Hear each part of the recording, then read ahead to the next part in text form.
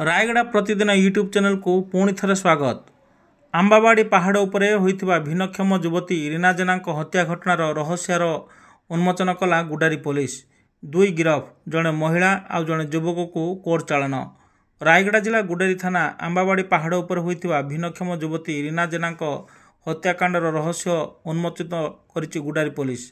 रीना जड़े विवाहित युवकों सह संपर्क रखी फोन करुवा सन्देह करी युवकों स्त्री आउ जड़े मिसी हत्या करथिबा जଣା पड़ुछि। आउ एही घटना रे दुई अभियुक्त हेले गायत्री लिमा आउ जड़े हेउचंती टंकधर रेड्डी। उभय को गिरफ्त करी पदमपुर कोर्ट को चालान करथिबा गुडारी पुलिस सूचना देछि। पुलिसर सूचना अनुसार पदमपुर ब्लॉक बिरीपदर ग्रामर भिन्नक्षम युवती रीना जेना गत 25 तारिख निखोज थिले। परिवार लोके 3 दिन धरी बहु खोजाखोजी पर आंबाबाड़ी ग्राम छक निकट पहाड़ उपरे 28 तारिख दिन तांकर मृतदेह ठाब होइतिला। एही खबर पाइबा परे गुणपुर एसडीपीओ बाबुली नायकों नेतृत्व में पदमपुर आईआईसी रंजन माझी और गुडारी आईआईसी समर्पिता स्वाई पहाड़ उपर को जाई शव को जबत करथिले एवं गुडारी थाना रे एक मामला रुजु करी एही जघन्य हत्याकांडर रहस्यर उन्मोचन करिसंती। बिरीपदर ग्रामर जड़े विवाहित युवकों को विभिन्न समय रीना फोन कथबार्ता हेउथुबा सन्देह करी युवकों स्त्री गायत्री लिमा एवं तांको सहयोग करी टंकधर रेड्डी एक प्री प्लान करी ग्राम ठारू दूर रे थिबा 12 किमी दूर को जे नैथिले एवं आंबाबाड़ी छक निकटर एक पहाड़ उपर को नहीं ताकू बर्बर भावे हत्या करथिले। प्रथम रीना एवं गायत्री पहाड़ उपर को जाइथिले, पर किछि समय पर टंकधर पहुँचथिले। 3 जण जाक ख्रीष्ट धर्म होइथिबारु सेठारे प्रथमे प्रभु को प्रार्थना करथिले, परे रीना को गामुछारे पाटी बांधी देइथिले, तापरे ब्लेड आनी शंखी काटी देइथिबा जଣା पड़िछि। पर प्रमाण नष्ट करिया पई ब्लेड को एक पोखरी रे फिंगी देइथिले। रीना व्यवहार करथुवा फोन मध्य पोखरी भितरे पड़िथिबा पुलिस सूचना देछि। गुडारी पुलिस एक सांबादिक सम्मेलन रे एक खबर देइचंते। एपटे रीना बापा निज भाई एवं भाउज अभियुक्त मानक ठारू कठोर दंड दिया जाऊ बोली सूचना देइचंती। तेबे घटनास्थल रे पुलिस विभिन्न समय पहुंचथिला। गत 28 तारिख ठारू लगातार पहाड़ उपर को जाई तनाघना करथिला। विभिन्न फोन रेकर्ड मध्य सेठारे जांच करथिला। फोन रेकर्ड अनुसार विभिन्न स्थान रे आसामी मान को धरिबारे मध्य साहाय्य होइतिला। तेबे प्रथमे रीना को मृत एक तेंतुली गछ निकट रे अभियुक्त माने मारिथिले। तापरे रीनांकर बैग चप्पल विभिन्न स्थान रे मध्य फिंगिथिबा पुलिस सूचना देइथिले। तेबे एही घटना रे 2 जण को पुलिस गिरफ्त करिछि एवं अधिक तदंत जारी रहिथिबा मध्य जଣା पड़छि। तेबे रीना जणे भिन्नक्षम थिबा बेले किपरि एते बड़ पहाड़ चढ़िला ताहा बे प्रश्नवाची सृष्टि करथिला बेले हत्याकांड रे आउ केउ माने अछंती ना ए 2 जण हत्या करचंती ताहा बे परिवार लोक संदेह करथुवा मध्य जଣା पड़छि।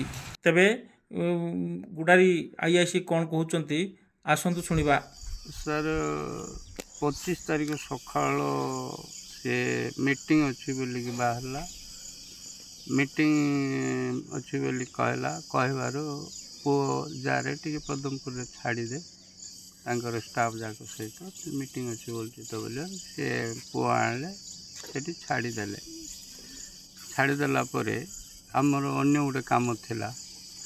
तापरे आमे फोन फान कलु जिते बड़े स्विच ऑफ देखेला मोबाइल आमती फोन करू करू आज्ञा संध्या आईगला। काम भी आमर संध्या बेले सरला पर तार सकाल मु आसिले थाना कहले सर एमती आमर झील गोटे स्विच ऑफ देखा आगे लोकेशन हम परा देख बोले स्विच ऑफ है लोकेशन हम ना आसो ना बोल कि सार मैंने कहले कहबार देख टे अनुसंधान करूथ सन्देह लगुच से भिन्नक्षम जो ये पहाड़ उपर को जाकि सी आत्महत्या करिवो ना कि कौन करिवो ना जेहेतु सेटा सन्देहजनक मृत्यु कि किसी व्यक्ति ताकू मारिकी फिंगी। हाँ जिते बड़े आमे अनुसंधान करी पाइलु तापर थाना को जनइलु जनइबार से आसी सार मैंने आसी देखुं कौन करेंगे दया। मु समर्पिता सिंह गुडारी थाना आईसोटे गत 27 तारिख दिन चक्रपाणी जेना नामक जने वृद्ध व्यक्ति आसी थाना रे रिपोर्ट कले जे मो झील रीना कुमारी जेना गत 25 तारिख निखोज थे। आज डेड बॉडी 27 तारिख दिन माने 27 तारिख दिन मॉर्निंग रे डेड बॉडी आंबाबाड़ी जंगल रे थिबा पहाड़ ऊपर गोटे तेंतुली गछ मूल पड़ी आ हत्या अभियोग आनी कौन कहीं जड़े अजना व्यक्ति झील को मारिकी जंगल में फोपाड़ी देते। से रिपोर्ट को भित्ति करी आमर गुड़ारी पीएस केस नंबर 63/24 रेजिस्ट्रेशन होगापर तदंतर दायित्व ग्रहण कली। स्पॉट को विजिट करने समय साइंटिफिक टीम स्पॉट को आसते। स्पॉट को गलापर देखिलु जे विक्टिम बेक कटाई पाखे तार चप्पल पड़ी कि दूर में चप्पल पड़ी भेनिट पड़ी और ब्लेड कभर खोल तेज कंपानी ब्लेड कभर 3टी पड़ी। तापर आम तार डिसीज सीडीआर एनालिसिस करी डिसीज जहाँ सहित अधिक कथा ताकू आम सन्देह पचरा पचरी कर विनोद लिमा जी कि घर हूँ बिरिपदर स्त्री जयंती लिमा सी सिम को यूज करते पचारे सी देश स्वीकार कर कहले जे सी सन्यासीपुर जड़े जीतू सिंह सहित मिसी मारिबा रीना कुमारी जेना को मारिबा प्लान करथिले। यह पछर रहस्य होची जे रीना कुमारी जेना विनोद लिमा जी कि जयंती लिमा आक्यूज आमर अछंती तांको स्वामी को सहित बहुत समय कथबार्ता होथिले। कथबार्ता पर तांको स्वामी मध्य आउ जन को द्वितीय विवाह करथिले। सी भाबुथिले जे जयंती भाबुथिले जे विनोद लिमा द्वितीय विवाह पछरे रीना कुमारी जेना कर ही हाथ अछि। सेथिपई से जीतुंकर सहाय्य नै 25 तारिख दिन सकाळे ऑटोरे जाई उक्त पहाड़ ऊपर प्रथम झील को छाड़ी आसिले। तापर जीतू गले दुई जन मिसिकी ता मुहरे गोटे गामुछा बांधी ता बेक को ब्लेड द्वारा काटी से मारी फिंगिदेले और से ब्लेड आनी निकटस्थ से प्राय 5-6 किलोमीटर दूर गोटे पोखरी भितर से ब्लेड को फिंगिदेले।